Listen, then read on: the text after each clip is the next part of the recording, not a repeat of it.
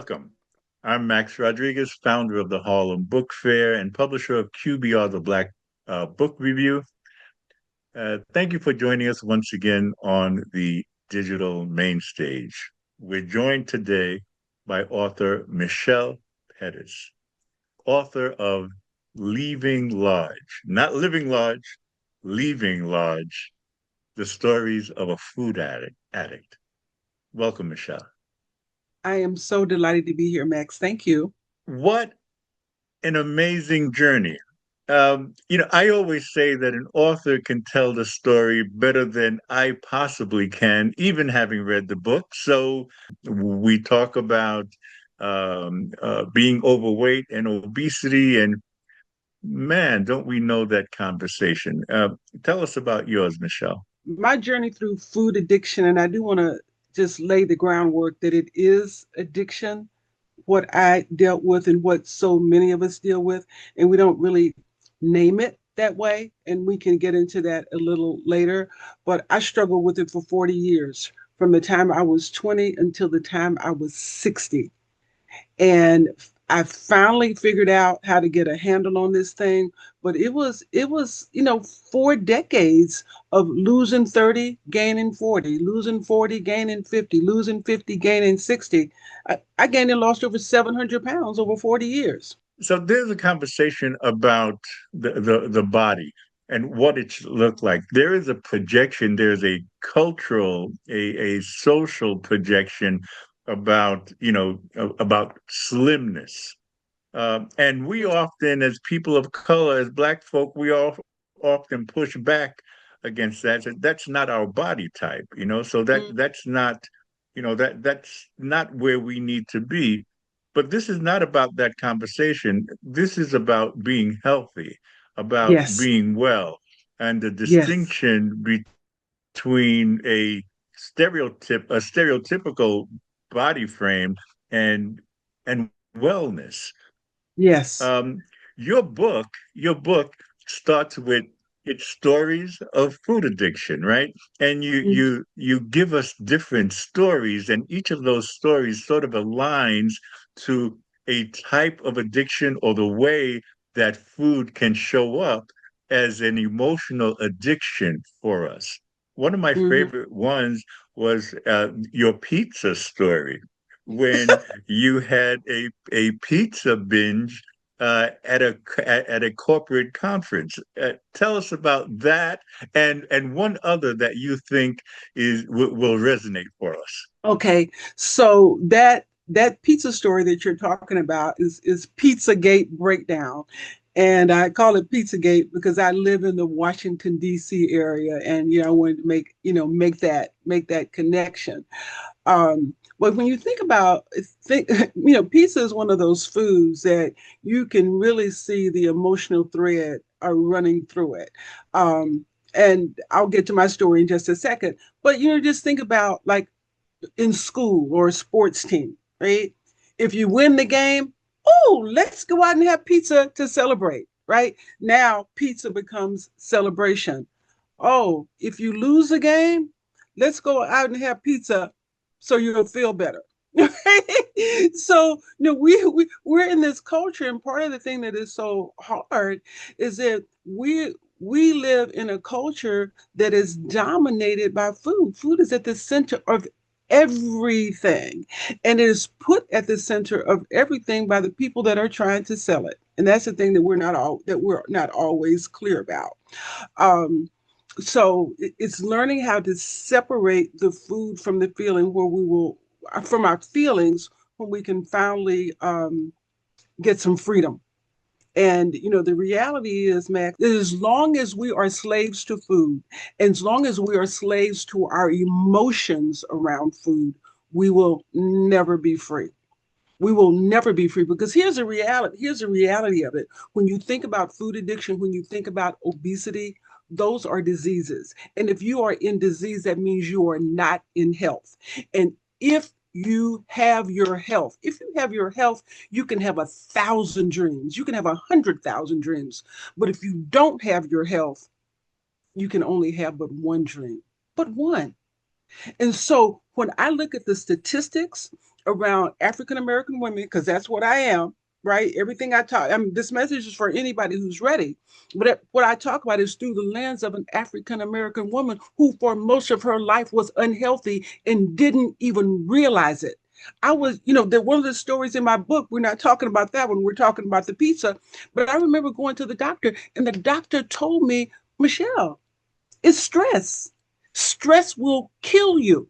It will kill you. And I didn't even know what it felt like because, first of all, for 40 years, I had been eating my way through it. And second of all, I couldn't believe that a job that I loved could be stressful. I mean, that's the place where we show up. That's the place where we shine, right? But if it's your job, the only thing that you know how to do, and you haven't been able to control your weight, now you're telling me this one thing that I feel like I have some power in this job. This is a thing that is putting my health in decline. I had to work through that. I had to work through that, and that's part of what happened at that Pizzagate breakdown. I was at a conference. I was at a conference, and I ate about 5 pieces of pizza in 5 minutes. I don't know if exactly that. I don't know if that's exactly how many pieces it was, or that was exactly what the time was. But I tell you this: it was too much pizza in too short a period of time. Right. And I went to this doctor, and Max, I just said to her, I'm ready. Help me. Help me. And she's like, okay, I have a program that will help you. Right? You follow this program, you take the shots, right? You take the shots, you follow the plan. It was a low calorie plan, it was 500 calories. You will not be hungry. She said, you will not be hungry. Okay, I got it. And I knew that I could do it. I had done it, I had been doing it for 40 years. Following a plan and losing weight was not an issue for me. It was understanding how to keep it off. Understanding how to keep it off. And when she gave me that plan, I did something in that doctor's office that I had never done before in all the 40 years of trying to manage this. Was I prayed. I prayed because I was like, God, I am missing something. There's something that I don't understand about food in me. Help me. And so after I said that prayer, I let it go. I let it go. I followed the plan. I was doing fine. I was losing weight, which I knew that I would. And then Max, one day I was at home. I was, I remember this day so clearly. I was at home, and I felt the desire to eat. And I thought to myself, why do I want to eat right now? Because I'm following this plan. I'm not hungry. The doctor said you're not going to be hungry. Why do I want to eat right now? And in 60 years, I had never, ever asked myself that question. Why do I want to eat right now? And as I sat there with this question, at the time, I didn't know this was God answering me, but this is a story that bubbled up. And maybe you can tell by listening to me. I don't know if you can or not, but I am from the South. I grew up in Texas. And as I sat there with this question, why do I want to eat right now? This is the story that bubbled up in my spirit. And this is the first story that's in the book. And really kind of like it was the impetus for the book. I was at home with my family. We were on a barbecue, cookout kind of thing. And we brought out the watermelon. Black people watermelon. Who knew? That's what was going on. And so I asked my uncle if he wanted some of the watermelon, and he said, "No, I don't eat watermelon." And I heard him then, but I didn't know what I heard. I didn't understand what he was saying to me. And I was like, what do you mean you don't eat watermelon? Everybody eats watermelon, right? It's good, it's juicy, it's your farm, right? Why? Do you not like it? Do you not want, I'm just like really trying to peel back the onion. I'm pestering him. And he was like, I just don't eat it. I just don't eat it. He never said, I don't like it. He just said, I don't eat it. And finally he relented because, I'm, pesky like that. I wore him down. And he finally told me that when he was a little boy in Marshall, Texas, understand this is 1930s Marshall, Texas, in the segregated South. He and some buddies stole a watermelon from a neighbor's yard. And when my grandfather, who was his father, found out about it, my grandfather wasn't happy. My grandfather was so unhappy with this news that he beat my uncle. He beat my uncle so severely for stealing that watermelon that in 1995, my uncle's not eating watermelon. And so when he told me that story, it something came over me in that moment. And I asked him even then, well, Billy, do you think maybe the lesson was supposed to be thou shalt not steal? Reasonable, Right. right? And he just looked at me and said, I don't eat watermelon. And that was the end of it. So, Max, that story and that encounter with my uncle stayed dormant in my spirit Mm. until that day when I was thinking, why do I want to eat right now? And when that story bubbled up, it's like the heavens opened up. And I was like, oh my God, this is it. This is what emotional eating is all about. I had heard the term for decades and never pulled the thread through and never understood. My uncle didn't eat watermelon because of the memory, because of the experience, because of the event, because it was so painful and so traumatic that he couldn't eat watermelon because of my grandfather had literally beat the taste out of his mouth, right? We hear that all the time, but that it's a real thing. And as I sat there with that story, I was like, oh my God, this is why I overeat other things because of the pleasure that I associate with these other things, because of the memory, because of the event, because of the experience. I don't necessarily want the food, I want what the food represents. That's a moving story, and that was one of the stories that I wanted you to speak about. So thank you. Let's dive in a little deeper. So Mhm. this is not, am I right? This is not food addiction. This is addiction through food. Yes, yes. My And my my point is this: the problem is not the food. The problem is the addiction.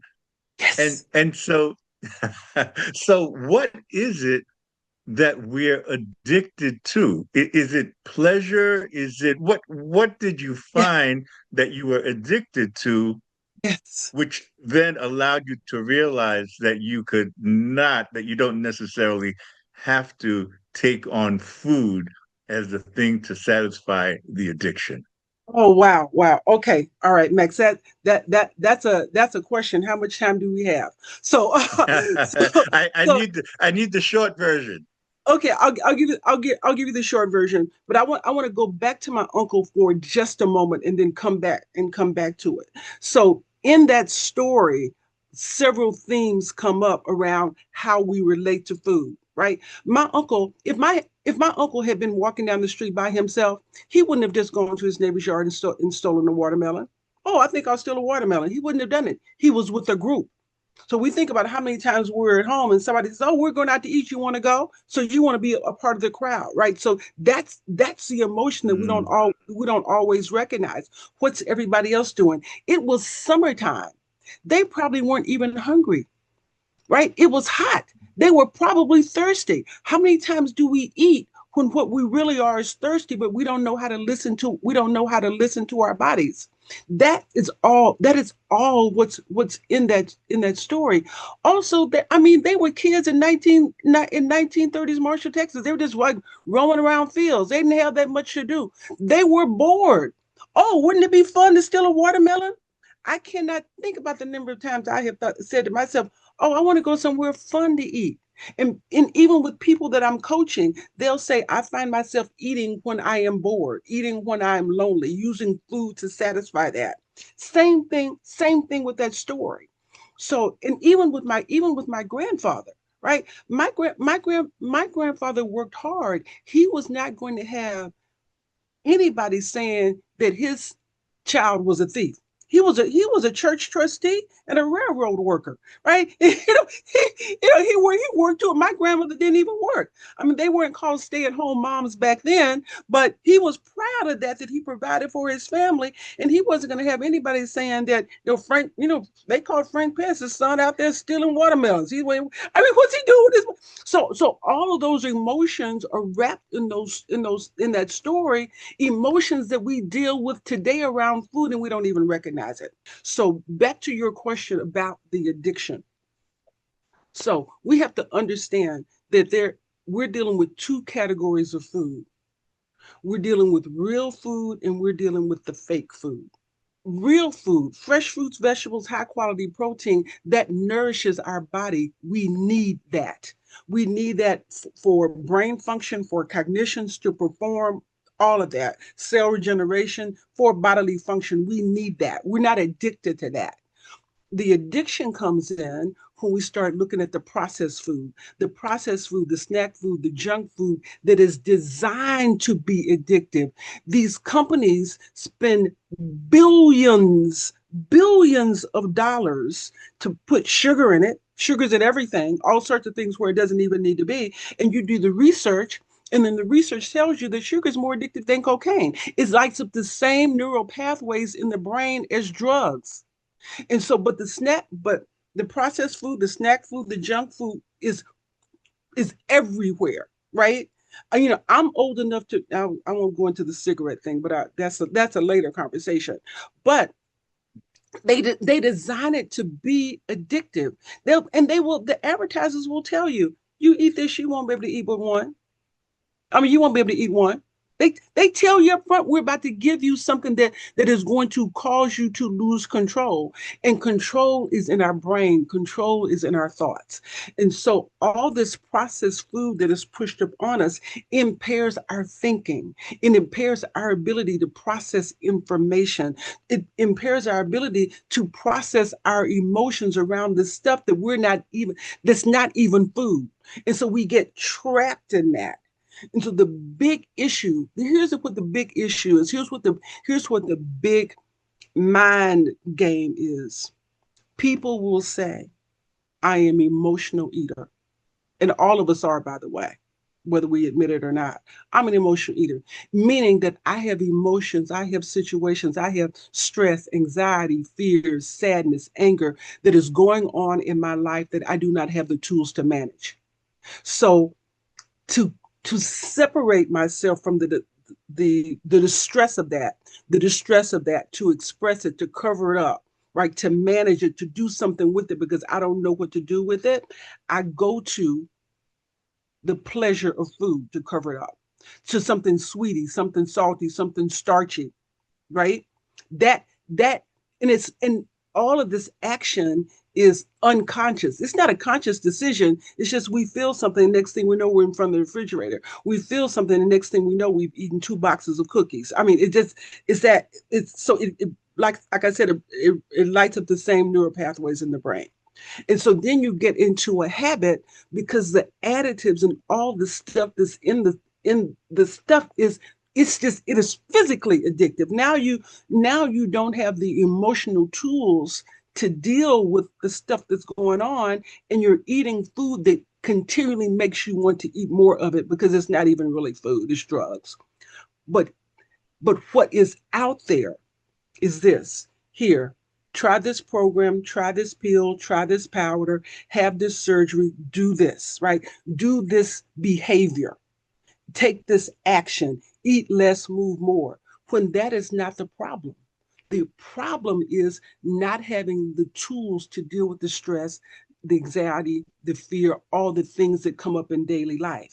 And once we get the tools to manage the emotions, then we don't have to go to the food. Then it makes it easier to make smart choices. But we aren't taught how to manage the stuff that causes us to go to the place of pain in the first place. That's good, Michelle. It's something that you said. I love everything that you said. But what made me smile was that when I hear a commercial that says you can't just eat one, we take it as an invitation when we should take it as a warning. Yes. Okay? So Yes. so then those tools, how do we find our way to those tools that you mentioned? What Okay. do we have to do? What puts us on the path towards those tools? Okay. All right. So the the first thing, the first thing is we have to get conscious. And that is one reason why I published the book. You know, I wrote the book for myself to really fortify my own consciousness. But then after I wrote it, I was like, oh my God, this is way bigger than wearing cuter clothes, right? This was this is about saving our lives, right? And so the first thing is we have to question everything. I mean, I wrote that book, Max, in 2021. I released it in 2021. I figured this thing out in 2019. And to this day, every day, I ask the same questions about everything I put in my mouth. Because here's the reality, here's the truth. Everything that we eat will either cure us or kill us. It will heal us or hurt us. The food is not neutral. It is not neutral. So we have to assess. We have to always be asking, is this really food? How do I know it's food? Do I trust the source? What am I really feeling right now? Am I really hungry? Am I hungry? Am I lonely? Am I tired? What did I just read? What did I just hear? What just happened? What makes me want to eat right now? Why this particular food right now? I know that's a lot of questions, but after you practice it, you can do it in about 3 seconds. And what it does, it it it gives us an opportunity to engage our frontal lobe so we can make decisions about what we're eating and putting in our body that are based on nutrition rather than addiction. Because this world tells us that we should eat for pleasure, that we should eat for taste, that we should eat because of what something looks like, because of what we should eat, because of something smells, what it smells like. And none of those things have anything to do with why we should eat in the first place, which is for nutrition and nourishment of our brains and our bodies. So if we just focus on eating so we can be smarter, so our cognition can be stronger, so we can perform at a higher level, our bodies will catch up. So we don't have to worry about these tropes that we have around about Black women and their bodies, what our bodies should look like, and all that. If we just eat to be healthy, our bodies will follow now. If we eat for that reason. And what will that mean for us as individuals? And what impact will that have on the community around us, our family, our friends, our loved Oh, ones? wow. Oh, thank you for that question. Because here's what I found, Max. We learn and we grow and we develop when we move through our challenges, when we move through our pain. Our power is on the other side of our challenges and our pain. But if when something comes up that causes us stress that we don't know how to navigate, we go to food to cover it up, to stop it, to prevent it, to keep us from looking at it because we don't know how to look at it. We don't have the tools to look at it. That means that we get separated from our truth. We get separated from our path. And we sometimes miss what we are even brought on this earth to do because we're not willing to go through the pain of it because we think that it will kill us. And we go to food to stop it and prevent it. And so when we're using food to block our authenticity, when we're using food to block our voice and we don't know it, we think we're being unapologetic, we think we're being unashamed, we think we're being authentic. When we're not if we're covering those emotions up with food because we don't know how to deal with them. And that prevents us from stepping into what our real power is. And as long as we're using food in a way that doesn't honor our brains and our bodies, as long as our health is at risk, if we got diabetes, if we're at risk of stroke, high blood pressure, guess what? We can't march. We can't do the work. We can't be empowered and take care of other people if we can't take care of ourselves. So here's what's going to happen. The healthy are going to rule the unhealthy.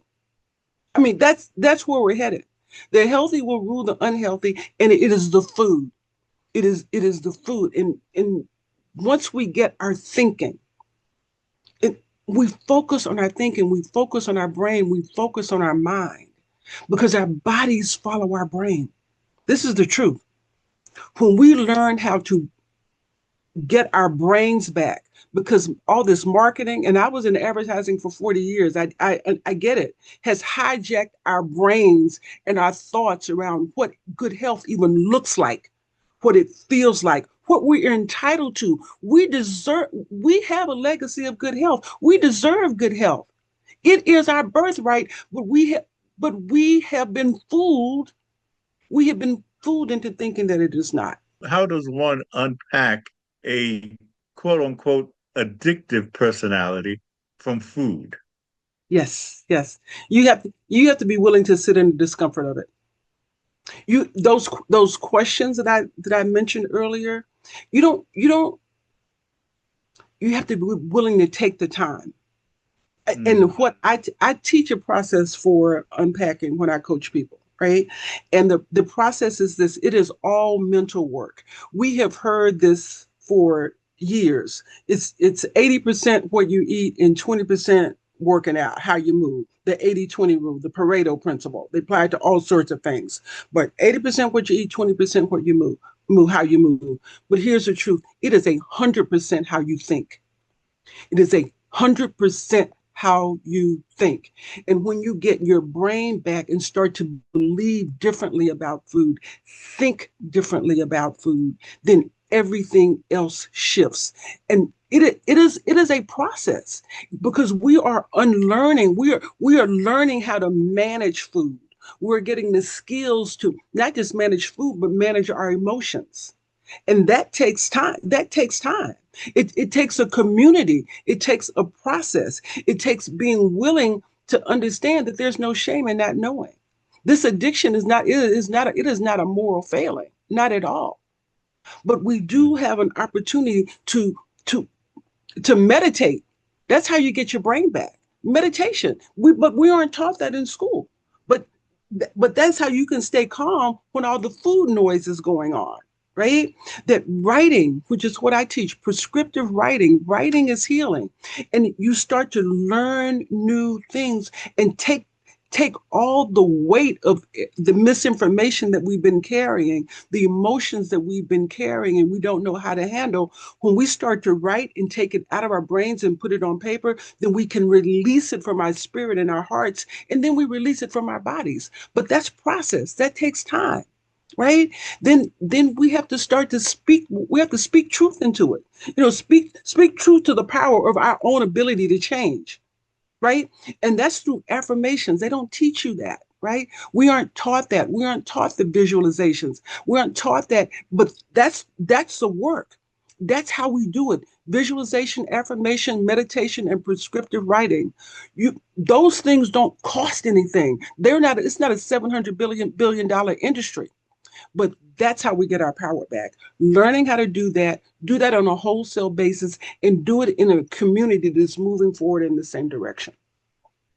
Or do it with you, Michelle. How do we Or do find it you? with me. Yes, or do it with me. So you email me. My name is Michelle, Michelle, MichellePettis.com. I answer every email. My book is Leaving Large. You can go to leavinglarge.com. You can download a free chapter, see if it resonates with you. You can buy the book from me. If you buy the book from me at leavinglarge.com, I will write you back, right? Well, not write you back, but I will sign it. I will sign it. That will get you inside of my community. I will also send you the workbook, a free workbook that sends you through the process, that takes you through the process of transformation. Because once you get aware, once you get the consciousness, then you've got to be ready and have the tools to step into the transformative process of getting your brain back. That there's steps to that. I give you that free in my Mind Over Meals workbook. I mean, people will, oh my God, your book! I'm so inspired by your book. Congratulations! What did you do? Well, I can't tell you that in 30 seconds or in a 20-minute interview, but I can give you the workbook. I can give you the workbook, and you can see if the process resonates with you. And if you feel so inclined, reach out to me and I'll hold your hand, bring you into the community, and you can start getting your life back by getting your mind back and getting your brain back. We need to find an even wider platform for you, Michelle. I'm going to invite you now to the 2026 Harlem Book Fair. Uh, More people need to hear this because it's your story, but it's also our story. And you know, we can only survive, uh, in a space of healthy well-being. Yes. And that's why your story and this book is so important for us, for our community health. So thank you for that. Is there anything that you'd like to say as we close out? Anything you'd like to share with our audience? Well, first of all, Max, I want to thank you for this conversation. I want to thank you for holding space for the conversation, for the questions, and shining a spotlight on this issue. But what I do want to say if you are watching this, wherever you are on your health journey, what I want you to know, it is not too late. Never give up. Never give up. And if not now, when? Now is your time. We've been listening to author Michelle Pettis, author of Leaving Large, The Stories of a Food Addict. I'm Max Rodriguez, founder of the Harlem Book Fair and publisher of QBR, the Black Book Review. We'll see you at the next book.